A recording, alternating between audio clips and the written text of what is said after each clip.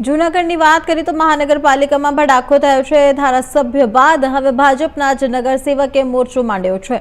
Software બનાવતી સરકારી કંપનીને બ્લેકલિસ્ટ કરવાની માંગ કરવામાં આવી રહી છે। સરકારી કંપની GIPLની ઘોર બેદરકારીને કારણે જૂનાગઢ મનપાને ભયંકર આર્થિક નુકસાન પહોંચ્યું છે।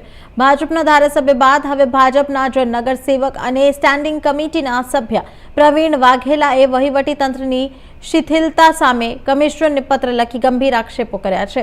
સરકારી કંપનીએ તૈયાર કરેલો સોફ્ટવેર તદ્દન નિષ્ફળ હોવાનો આક્ષેપ છે।